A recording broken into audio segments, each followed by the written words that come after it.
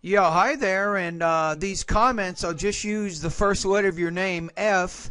And I am Michael Buckoff, the founder, owner, and the materials writer for all of your lessons at the TOEFL online course, the 7-step system to pass the TOEFL IBT. So let's take a look at your situation. All right, so you took the TOEFL 3 times. You got 81, you got 79. And you just finished the TOEFL again on March 15th. And you're not exactly sure where you are, right? So you say, I know that I was bad on the text, which discussed about soil and others, which I was not able to even guess the meaning of several vocabulary. You say in the second test, I realized I was just distracted when I had the listening sections. And then you said you wasn't, or you were not well prepared, and then you want to get over 100 so that you can get into the University of Westminster, and you've already have a conditional offer, and you want to get it before June this year in order to have enough time to prepare for other things. So I think I would take the test in mid-May, which it's more or less April, right? So to be honest with you, I don't think you have enough time. I'll be honest, it looks like you're trying to get about 20 points. You need to solve, some academic English language proficiency issues. And if you spend about a month, to be honest with you, I don't think a month is enough time for you to reach your goal. Now, here are my recommendations now. You can use my TOEFL course however you want. I have different study guides that I suggest based on your current TOEFL score and where you want to go. But once you get access to my online course, you can study any lessons that you want, anytime you want, wherever you want, as long as you have a good internet connection. Now, when we go back to the website, I do have some study guides that I recommend.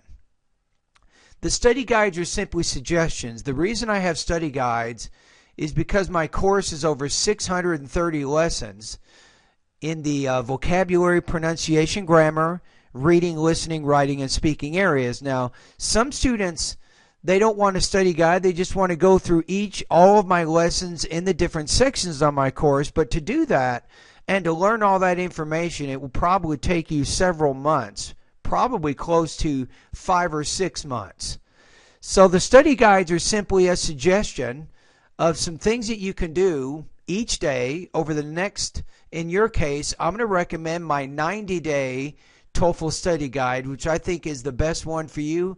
Of course, you can use my course however you want. You don't have to use a 90-day study guide, but this is probably what you need based on your situation right now. So if possible, postpone the TOEFL exam, and you want to spend about 90 days or 3 months following 3 suggestions.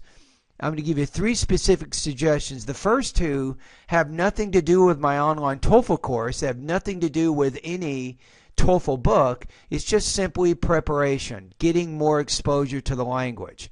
So here's my first suggestion. Spend time reading about 45 to 60 minutes every day. You can read magazines, newspapers, and longer books.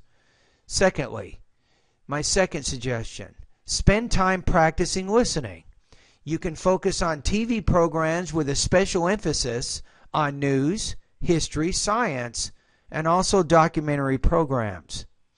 Now, get in the habit of taking notes on those reading and listening passages, and then using your notes, you can either write a summary of the reading and listening passages that you're studying or listening to or reading, or you can orally summarize that information in those reading and listening passages.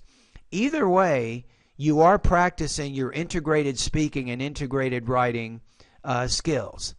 So right there, those first 2 suggestions, this is going to give you close to 2 hours of practice every day just doing those 2 things.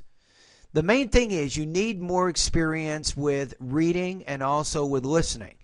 Now, if you don't have access to English TV or TV programs, for example, you may not have cable, you can go on the internet. I have two websites. They're both free. Number one, nationalpublicradio.org. This is a great website. It's a good news site, cultural site. You can learn a lot of information about a lot of things, and it's fairly academic. You can go to www.npr.org. The second website to get more academic listening practice, it's called TED Talks. If you go to Google, type in the keywords TED Talks, and you will be able to find this site. I'll spell it for you. TED, one word, and then TALKS is the second word. So do those two things every day for a few months, and you will start seeing some very good progress with your language. So sometimes it's good to take a step back and stop taking so many TOEFL exams and start building your academic English language proficiency. There's a lot of wisdom in what I've just given you, those first two suggestions. I've been teaching now since 2008 or so. I've probably taught, 10,000 students online now. I have a pretty good idea what works, what doesn't work. Now, of course, you have to be motivated to do those first two suggestions. You got to believe that you will get results.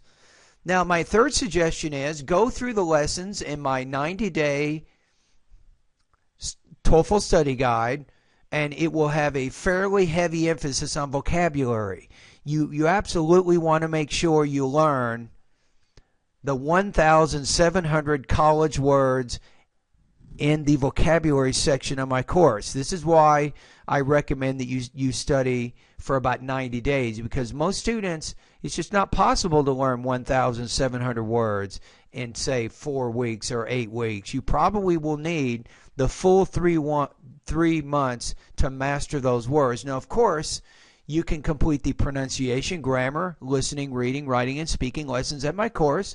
And a lot of students, they use my course a lot of times because they want to post pronunciation, speaking, and writing practice tests. And if you use a book, you're not going to get feedback from somebody when you do that. But if you're using an online TOEFL course like mine, you are going to get feedback in those areas. And let me just give you a general idea here. When you're posting your pronunciation practice test, you'll be posting these things over at my VoxyPop group. So let's take a look at what we have here. Right now, so far today, I have 1, 2, 3, 4, 5, 6, 7.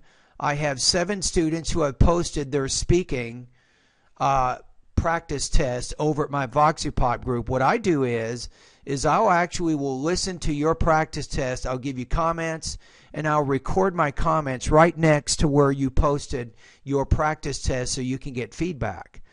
So I think you will get better. It's going to take some time. That's the only thing you got to kind of get your mind around is, are you willing to take some time to make some meaningful improvements with your academic English language proficiency? That's really the real question.